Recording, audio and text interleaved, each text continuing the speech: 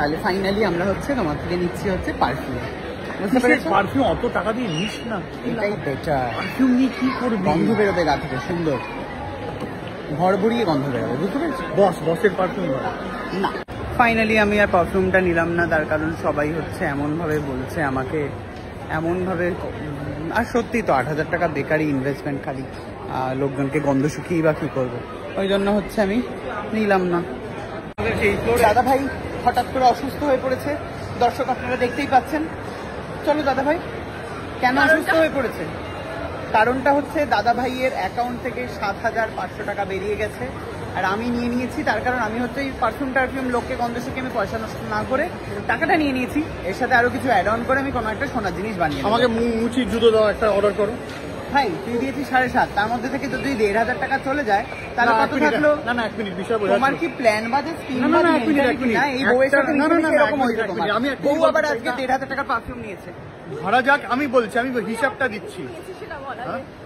আমি একটা দামি চশমা নিয়েছি আর একটা পাঞ্জাবি পুজোয়। না, আজকে ধরা যাক আপনার রোজগার হচ্ছে 100 টাকা, আমার 20 টাকা।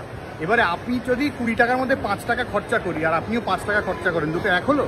ওর থিওরি তাই, এটা তো হতে পারে না।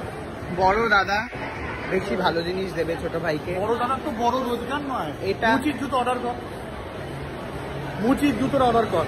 জীবনে কিছু একটা নতুন দে, সব তো পুরনো দিয়ে গেলি। শেষ কবে আমাকে নতুন কি দিয়েছিল আমাকে বল। বলছি এই জুতোটা পরে আগে আমি দেখবো তোর হাইটটা বাড়ছে কিনা, তাহলে দেবো। এখনই পরে দেখ। না এখানে হবে না, আটকে যাবেন। নতুন কিছু দিস, সব পুরনো ফেলে দেওয়া এই সবগুলো দিবি। আমি তোকে অরেঞ্জ কালারের জুতো কিনে দিয়েছিলাম, তুই পছন্দ করে কিনেছিস। অরেঞ্জ কালারের জুতো কে পরে ভাই? কিনেছিলিস কেন? তুই বললি তো কিনতে, জোর করে কিনেছিস আমাকে দিয়ে। আমি বলেছি বয়স হয়ে যাবে আর পড়তে পারবি না, দেখি লম্বা হোস কিনা। এই পায়ে পড়ায়, এই পায়ে পড়, আমি দেখবো কতটা লম্বা হচ্ছিস। ওই পায়ে, এটা এক পায়ে দাঁড়াতে হবে, দেখি আগে এই পায়ে এসো। আরে এটাও তো হিল, একই। ঠিক আছে, নাবাও হিলটা নাবাও। একটা পা তুমি বেটেটা হও, এবারে দেখি লম্বা হলে। এই তো লম্বা, বেটে হও তাহলে। ওটা বলছি, এই পাটা এক পায়ে গেলেই তো বেটে হয়ে যাবে। এটাও হিল, দেখি এবার ওঠো। এটাই আমি বলছি খালি পায়ে দাঁড়াতে, অ্যাবনর্মাল। ও আচ্ছা, এবার ওইটাই পাটা দাও, একটা পায়ে উঁচু একটা পায়ে নিচু, এই যে এরকম আর এরকম হবে।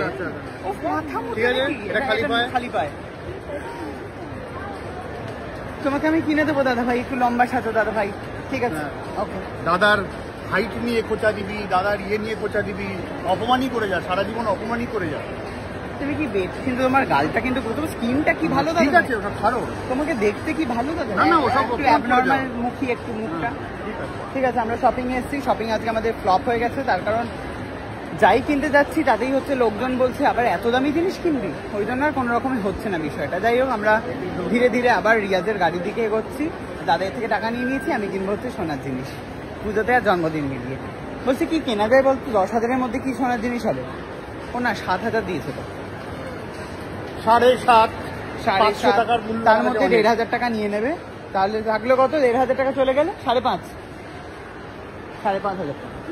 বাহ, ও 6,000 টাকা থাকবে। যাই হোক, 6,000 টাকা জিনিস কি হবে সোনার জিনিস আমি জানি না। দর্শক বন্ধুরা 6,000 টাকায় কিনে হয়ে যায়, আপনারা বোতাম করে দাও। না, আপনারা একটু কমেন্টে জানাবেন। ওকে, বাই।